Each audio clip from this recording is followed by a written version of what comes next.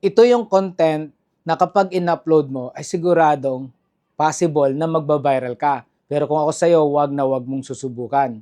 Ito po yung nangyari sa barilan dyan sa kalsada na kung saan talagang marami na pong nag-upload sa ngayon. Yan po kasi ay pasok sa violation incitement or graphic nga po na ipinagbabawal po dito kay Facebook.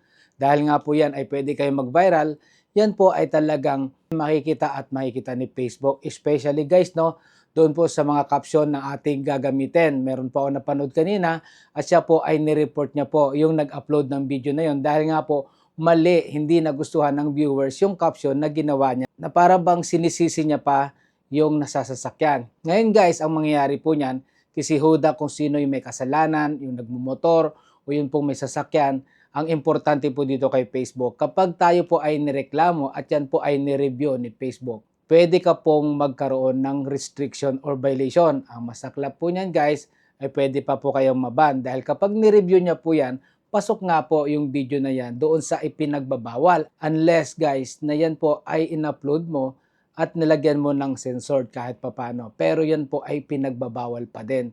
Anumang klase po ng i-upload natin mga video na merong violation, na merong mga karahasan, yan po ay pinagbabawal. Huwag nyo pong gagayahin yung sa mga news dahil magkaiba po yung lisensya nila doon po sa lisensya natin na bilang individual.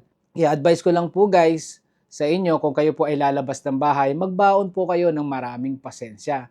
Dahil po sa kalsada, talagang umiinit ang ulo natin lalo sa init ng panahon ngayon. Especially guys, no, kung kasama nyo yung pamilya nyo, umiwas na lang po kayo. Marami rin po ako napuntahang mga lugar na maraming mga motorsiklo like Vietnam, like Indonesia at Thailand nga po.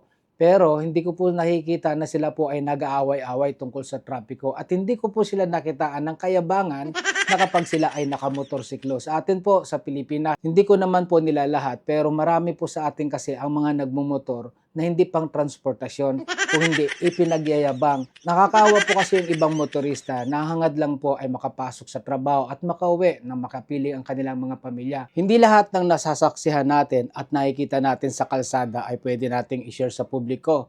Ang tapang natin, pero mismo yung relasyon nating mali, hindi natin may paglaban o may pakita, may i-share sa publiko. Kaya yung init mo, iuwi mo na lang yan sa bahay at doon mo ibuhos lahat pagpatay ng ilaw.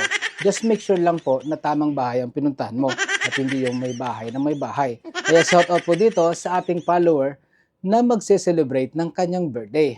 O, make sure lang ha na yung hiwa mo, ipakain mo sa tamang tao. Huwag madumi ang isip dahil cake po ang tinutukoy ko. Bumalik po kayo dito kay Nutnut Palaboy at kung nagustuhan nyo po yung video na to, huwag mo i-share. Solo mo yan para hindi nila malaman. Charot lang para maiba naman. So bumalik po kayo dito dahil dito, for sure may matututunan ka.